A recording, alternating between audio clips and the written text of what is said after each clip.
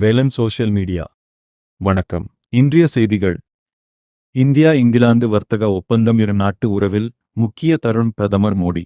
India England இடையிலான வர்த்தக ஒப்பந்தம் நமது விவசாயிகள், தொழில் முனைவோர்கள், குறு சிறு மற்றும் நடுத்தர நிறுவனங்களுக்கு புதிய உத்வேகத்தை அளிக்கும். இந்த ஒப்பந்தம் இந்தியா இங்கிலாந்து இடையிலான உறவில் ஒரு முக்கியமான தருணமாகும் என பிரதமர் மோடி தெரிவித்துள்ளார்.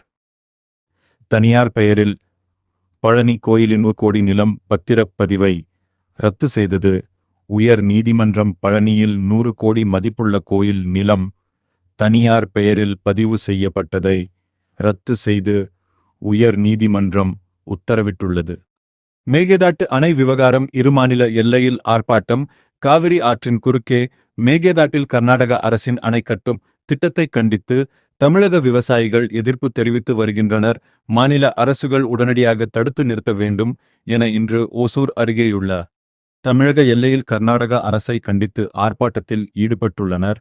அதேபோல் தமிழக விவசாயிகளின் இந்த போராட்டத்துக்கு போட்டியாக கர்நாடக எல்லையில் உள்ள கன்னட அமைப்புகளும் தீவிர போராட்டத்தில் இறங்கியுள்ளனர். மேகதாட்டில் கண்டிப்பாக அணை கட்டியே தீருவோம் என்று முழக்கமிட்டு தமிழகத்தை கண்டிக்கும் வகையில் இன்று கர்நாடக மாநில எல்லையான அத்திப்பள்ளியில் ஆர்ப்பாட்டத்தில் ஈடுபட்டுள்ளார். ஒரே நாளில் இரு மாநில எல்லையிலும் அடுத்தடுத்து போராட்டங்கள் அறிவிக்கப்பட்டுள்ளதால் பாதுகாப்பு கருதி இரு மாநில எல்லைகளிலும் பலத்த போலீஸ் பாதுகாப்பு போடப்பட்டுள்ளது. காமராஜர் வழியில் வளமான தமிழகத்தை உருவாக்க உறுதியேற்போம்.